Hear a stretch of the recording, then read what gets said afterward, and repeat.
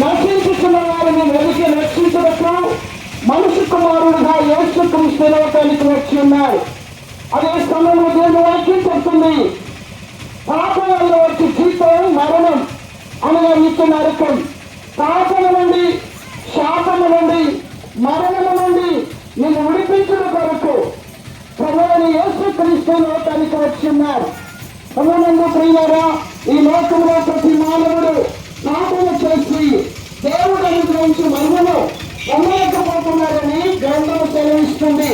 కనుక పాపము నుండి విడుదల పొందడానికి ప్రభువైన యేసుక్రీస్తు వారు తన పరిశుద్ధమైన రక్తాన్ని మన కొరకు దారిపోసి ఉన్నారు. ఎందుకంటే ఒకప్పుడు మన పాపమును పోగొట్టుకోవడానికి ఎన్నో మేకల గొర్రెల రక్తం, పశువుల యొక్క రక్తాన్ని మనం చిందించాం.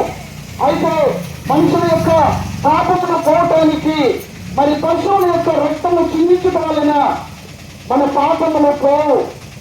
ఎందుకనగా మన పాపము చేసిన మనుషుని రక్తము చిందించబడాలని గ్రంథము సెలవిస్తుంది.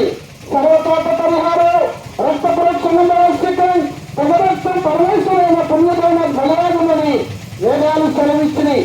కనుక మన మానవుని యొక్క పాపం పోవాలి అంటే పరమేశ్వరుని యొక్క రక్తము చిందించబడాలని గ్రంథము ఘోషిస్తుంది. కనుక పరలోకం నుండి మానవాకారంగా ప్రభువైన యేసుక్రీస్తు లోకానికి వచ్చి మానవుడు చేసిన ప్రతి పాపములకు ఆయన వెలను రక్తమును చిందించి మనలందరినీ విడిపించిన కొరకు ఆయన చేసిన ప్రాణ త్యాగం, మరలా ఆయన సజీవుడని, ఆయన పునరుత్థానుడని తెలియపరచడానికి ఆయన 3వ దినాన్ని తిరిగి లేచారు.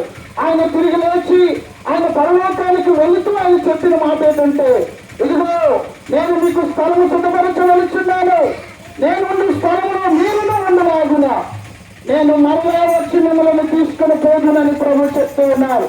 ప్రభునందు ప్రియులారా, లోక సృష్టికర్త అయిన దేవాతి దేవుడికి మరి ఎందుకు ఆయన ప్రాణం పెట్టాల్సి వచ్చింది అంటే ఆయనే మనుషులను సృజించింది. ఈ సృష్టికర్త కనుక ఈ సృష్టిలో మరి ప్రతి మానవుని ఆయన ఏర్పాటు చేశారు. ఈ మానవుడు కొరకు ఈ సృష్టిలో ఏది కావాలో సమస్తం ఆయన సిద్ధపరిచారు ఈ భూమి మీద. అందుకోసమే పరలోకములో ఉన్న దేవాతి దేవుడికి మరి ఇష్టమైనది ఈ భూమి మీద ఏదైనా ఉన్నది అంటే అది మనుషుని యొక్క ఆత్మ, అనగా మనలో ఉన్న ఆత్మను దేవుడు కోరుకుంటున్నాడు.